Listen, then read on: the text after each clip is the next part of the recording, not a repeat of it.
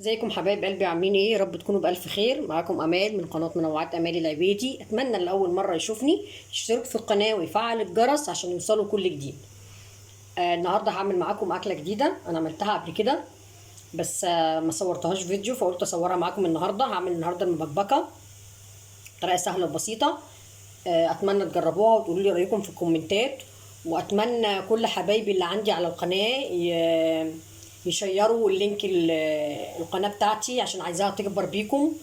واتمنى اللي ما عملش اشتراك يشترك، واللي ما فعلش الجرس يفعله، واللي ما دوسش لايك يدوس لايك.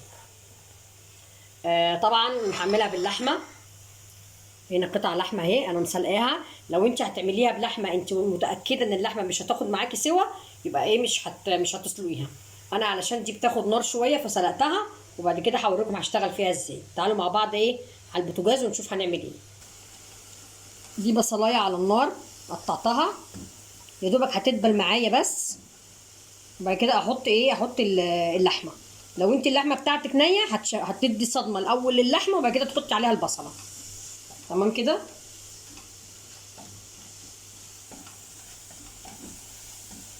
يا دوبك تدبل بس، وانزل بقطع اللحم. وافضل بقى اقلب كده فيهم واشوحهم كويس مع بعض لغايه ما معايا لون اللحمه يغير شويه ولون البصله. هجيب كده حته من الثوم واشوحها برده مع البصله ومع اللحمه.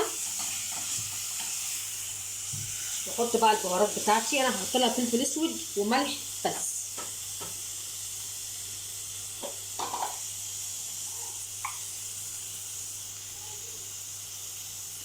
مش هكتر الملح علشان انا هسقيها بالشوربه بتاعت اللحمه، وانا محدقه الشوربه بتاعت اللحمه. بقى فلفل اسود،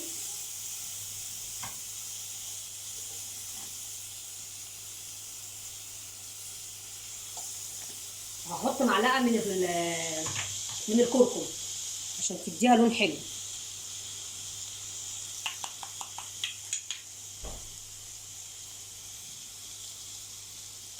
كفايه قوي كده.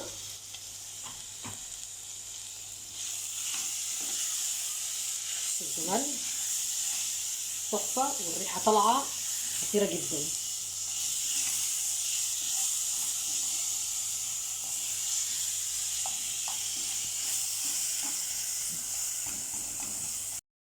خلاص حبايبي اتشوحت اهي. هحط قرن فلفل كده، ده اختياري، عايزين تحطوه حطوه، مش عايزين تحطوه ما تحطوهوش. شوح كده تاني وقلبه كده مرتين ثلاثه. تكوني بقى عندك شوربه هتدلقي الشوربه، ما عندكيش شوربه هتحطي ميه مغليه. تمام كده. احط بقى الاول قبل الميه. انا كنت بسبك صلصه امبارح، بس عشان عارفه نفسي هعمل النهارده المبكبكه، ما رضيتش اديها التسبيكه الكامله. هحط كده معلقتين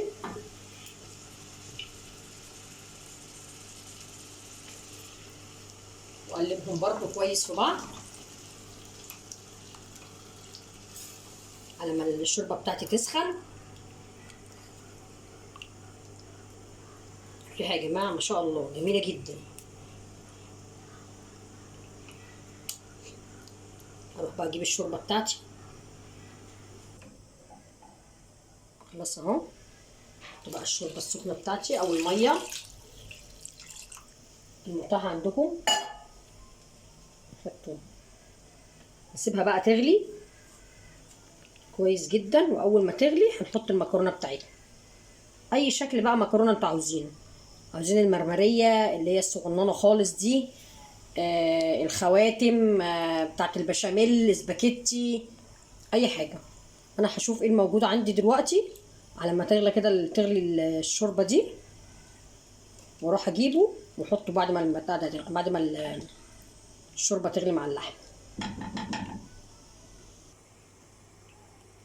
خلاص كده اهي غليت كويس.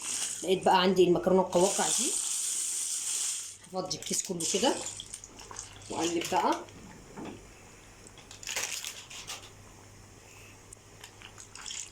بصوا سامعين الصوت التحفه ده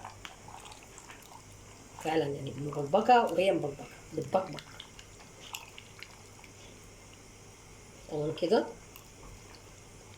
هنتابع بقى السوا بتاعها، كل شويه نبص عليها، لو لقيناها لسه ما استوتش وخلاص شربت الصوص ده كله بتاعها، نحط لها شويه ميه صغيرين بس، يستحسن يكونوا سخنين، ميه مغليه يعني او شوربه برده سخنه.